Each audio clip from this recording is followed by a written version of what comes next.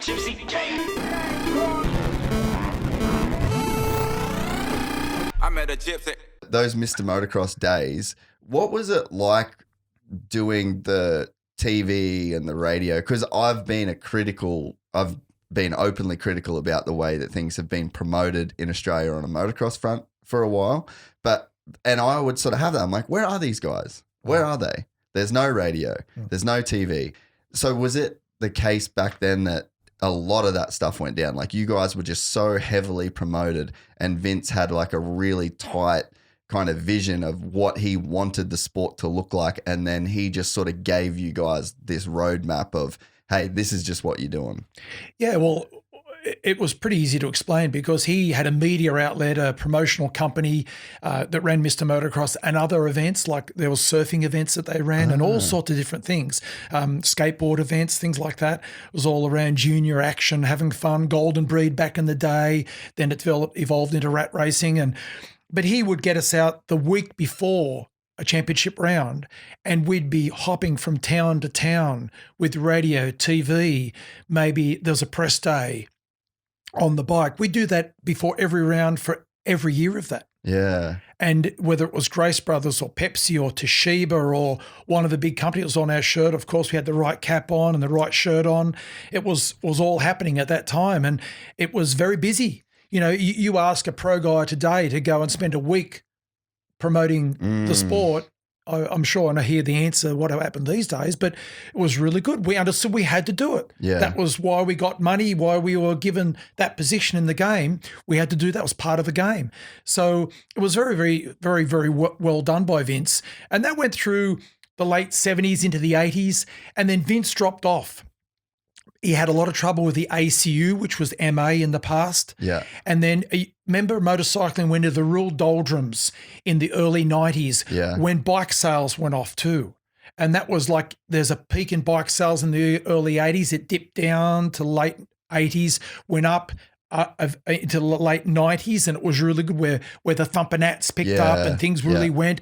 Then Kevin Williams took over the Australian Championships, and that's been going for a long time. And then bike sales dropped down again in the low 2000s, picked back up at the end of 2010. It's like a 10-year era where it fluctuated up and down. Yeah. And now it's going back down a little bit more again.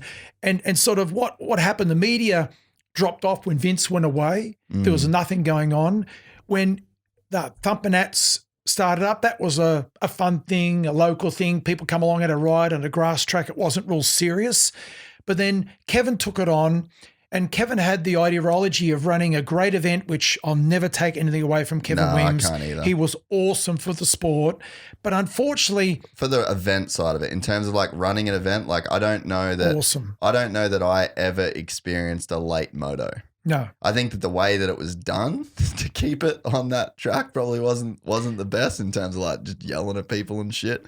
But like in terms of like running an event, extremely well run events. Without a doubt, very professional setup. But unfortunately, the way he had the deal, which I don't really know intimately, but the way he dealt with the clubs is it seemed like it was them getting advantage by the gate, where he developed into the TV and the online coverage later in the time. But early in time, it was more the club that got the gate. And the club, let's face it, they've got no expertise on promoting events. They're not going to go to the radio or TV. So the sport died, where back in the day with Vince, he promoted Anthony and I and Graham Smythe and Jeff Worrell and all the boys, Jeff Leask. He had us like the Peter Brock to the Alan Moffat to the Norm Beachy and some of the names way back in the day where we were enemies and we were fighting one another, and you promote it that way. Look at the posters. Can you pull up the posters from back in the day, like the Mr. Motocross posters guy? Like even the way that, like, look at this shit, man. Like if I'm a 8-year-old kid that's pulling up to wherever I'm sure those posters would have been plastered everywhere. Like that takes someone to get out of a van with a A3 poster and some paint and do it just for hours. But if I'm a kid and I'm seeing that shit, look at them, like motocross, awesome, isn't it? Look how cool that is, man. Well, that's one of the things that helped develop the sport. You know, the kids would see that, go, Mr. Motocross, look at that, he's strong, he's out there, he's doing it, and you know, Vince. he really developed the sport, and that's what's happening nowadays. We're not getting that athletic aspect of the cool riders. They're fighting one another, the competition. People just aren't going to the race anymore. Yeah. They're just not bothering, but there's great action to see. Motocross, you can get round the track and see different things, in contrast to some tracks in other areas where it's really hard to get round. Or look at the Austrian MotoGP that was on the week. Look how big that was to get round it. But motocross is close. Yeah. That's another story about what happened there, but let's not go into that at the moment. That was amazing. But, it's so easy to see action with motocross and get right to the fence, and they're right in front of you, and it's really meaty, gutsy action in motocross.